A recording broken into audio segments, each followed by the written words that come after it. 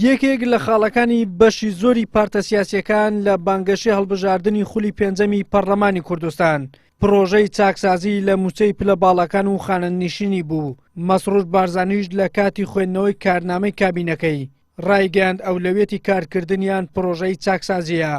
بەڵام تا ئێستا نە حکوومەت هیچ پرۆژەیەکی لەسەر ئەو بابەتە ئاراستەی پەرلەمان کردووە، نە دەستەی سەرۆکاتی پەرلەمانیش ئامادەیە پرۆژەکانی هێزە ئۆپۆزیسیۆنەکان کە لەسەر ئەو پرسە پێشکەشیان کردووە بیخاتە بەرنامەی کارەوە. کار دەکەین بۆ چاکسازی لە کەرتی وەزیفەی گشتی لە موچەخۆر و خانەنشین و چارەسەرکردن و ڕێخستنەوەی دەوام و گرتنەبەری ڕێکاری یاسایی لە بەرامبەر هەر سەرپێچیەک کە لەم کەرتە کرابێت، ئەمەش لە ڕێگەی چەسپاندنی یاسا و دروستکردنی ئەنجومەنی ڕاژە و ئامادەکردنەوەی یاسای چاکسازی و ناردنەوەی بۆ پەرلەمان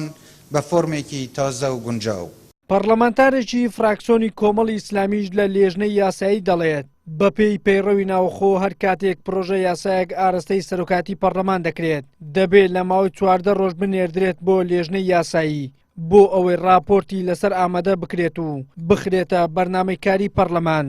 بەڵام تا ئێستا سەرۆکاتی پەرلەمان پرۆژەکانی ئێمەیان نەخستۆتە بەرنامەی کار و هیچ وەڵامێکیشیان بۆ ئەو بابەتە نییە.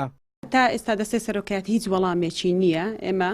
وەکو فراکسیۆنی کۆمەڵ پرسیاریشمان ئاراستە کردوون کە ئایا بۆچی ئەو پرۆژانێک کە ئێمە ناردوومانن ناخرێنە یاخود ئاراستەی لیژنەی یاسایی ناکرێن ناخرێنە بەرنامەی کاری کۆبوونەوە، هیچ وەڵامێکیان نییە، چونکە بە پێی پەیڕەوی ناوخۆ بێ بە پێی یاسا بێ دەبێ دوای ئەوەی کە پێشنیازی یاسا ئاراستی دەستی سەرۆکاتی کرد، دەستی سەرۆکاتی لە ماوەی 14 ڕۆژ ئاراستەی لیژنەی یاسایی بکات دوای تاوتوێکردنی وهروە لە ماوەی 7 ڕۆژ ئەگەر سیفەی بە پەلەی هەبوو پێمە ئەمەش سیفەی پەلەی هەیە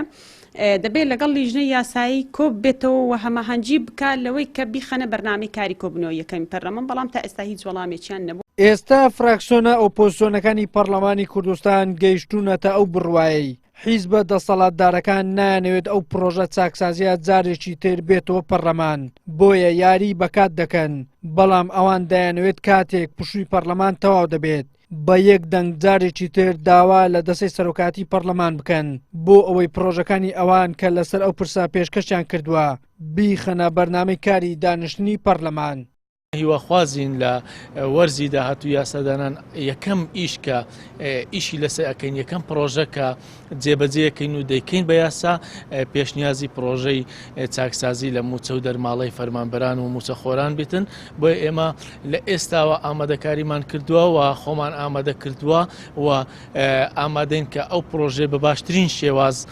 دەربچێندرێ بکرێ بە یاسا. ئێمە وەکو لایەنەکانی ئۆپۆزیسیۆن هاوڕاین لەسەرەوەی کەوا موچەی پلە باڵاکان کەم بکرێتەوە و موچەی خانەنشینی ئەو خەڵکانەی کەوا خانەنشینیەکانیان لەژێر ئاستێکی زۆر نزمدا بەرز بکرێتەوە، زۆرێک لە عەدالەت بگەڕێتەوە بۆ موچەی خانەنشینی لە سەرجەم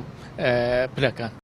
بەهۆی زەرمەند بوونی بەشێکی زۆر لە بەرپرسەکانی یەکێتی و پارتی لە ئەگەری جێبەجێکردنی پرۆژە یاسای چاکسازی لە موچەی پلە باڵاکان و خانەنشینی لە خولی پێشووی پەرلەمان بربەستیان لە بەردەم پرۆژەکە دروست کردو نان هێش ببێت بە یاسا. ئەمەش لە کاتێکدایە ئەگەر بێتەوە پرۆژەیە ببێت بە یاسا ئەوە پارەیەکی زۆر بۆ خەزێنەی حکوومەت دەگەڕێنێتەوە و موچە و ژمارەی پاسەوانی پلە باڵەکان کەم دەبێتەوە و موچەی خانەنشینی و فەرمانبەری ئاسایی بەرز دەبێتەوە و دەبێتە هۆی کەمبوونەوەی بندیوار.